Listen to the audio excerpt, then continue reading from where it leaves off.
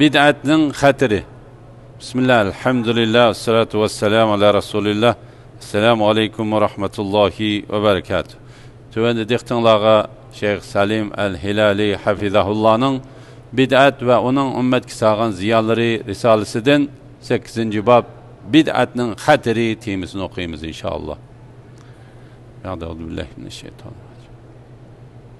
Bid'atning xatiri. Bid'atning qaysi darajada xatarlik ish ekanligini yo'ritib berish uchun bid'at ahlining dunyo va oxiratda qandoq oqibatga duchor bo'lganligiga qarash yetarlikdir. Birinchi, bid'atchining amallari qabul bo'lmaydi. Rasululloh sallallohu alayhi vasallam shundoq degan: kim bizning bu ishimizda, ya'ni dinimizda bo'lmagan bir ishni paydo qilsa, u ya'ni shu ish rad qilinadi.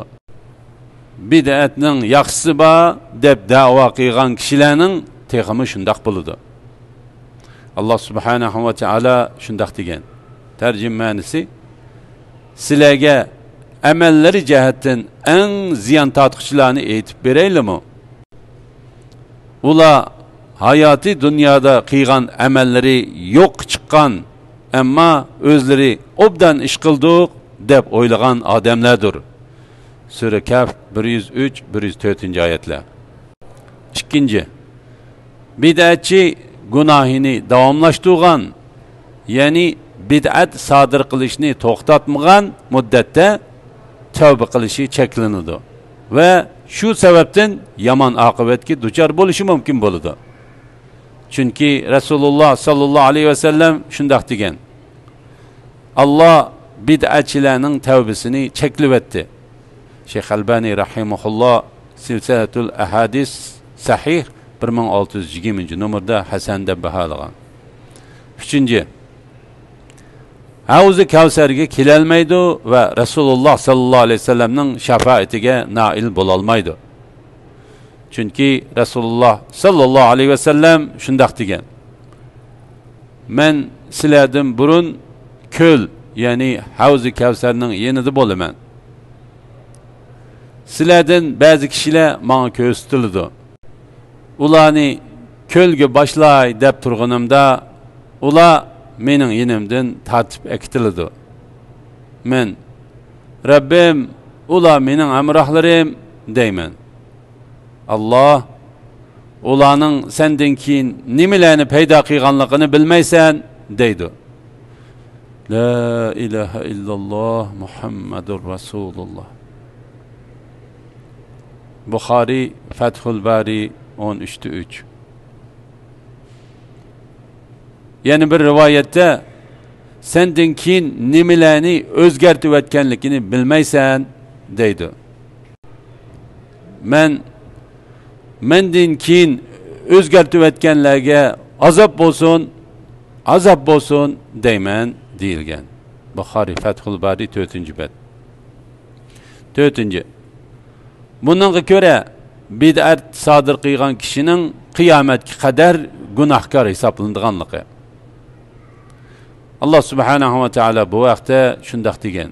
Tarjimanisi: ular qiyomat kuni o'zlarining gunohlariga to'liq javobgar bo'lishlari va o'zlari tarafidan bilmasdan ozdirilganlarning bir qism gunohlariga javobgar bo'lishlari uchun shundoq dedi.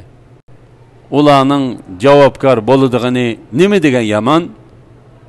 Sura Nahl 25-oyat.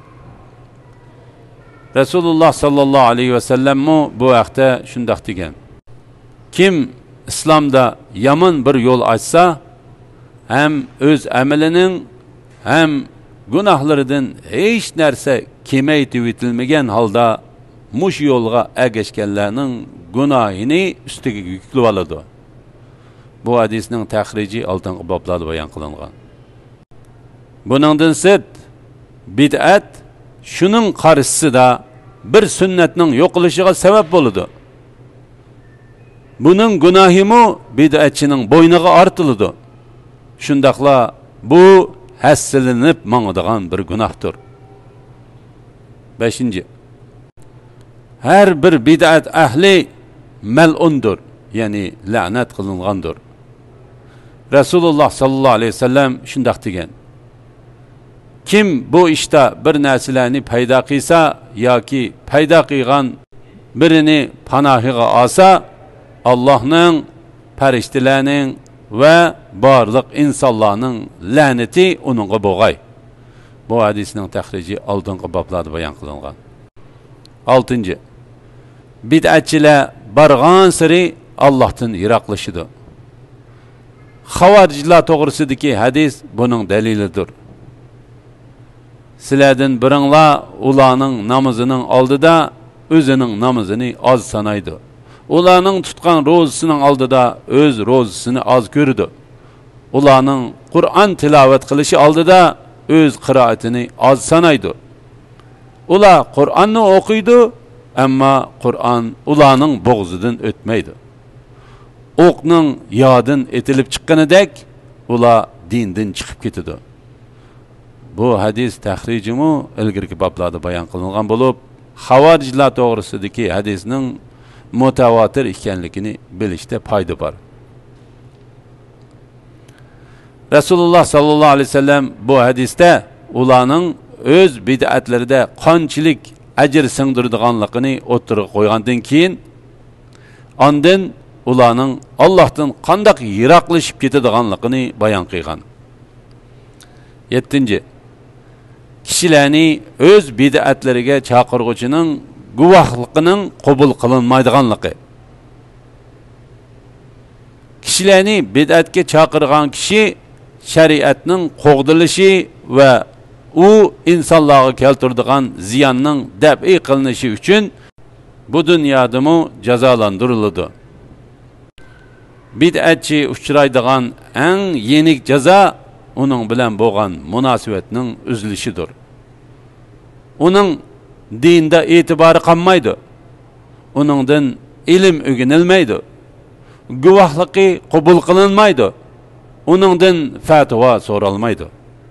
Alhamdulillah, yuqorida Sheyx Salim al-Hilali hafizahullohning bid'at va uning ummatga solgan ziyonlari risolasidan bid'atning xatari temasini angladinglar. Kelar qitimda bid'at ahlidan yiroq turish va munosabatni uzish temasini o'qiymiz inshaalloh. Va sallallohu ala Muhammad va ala alihi va sahbihi va sallam.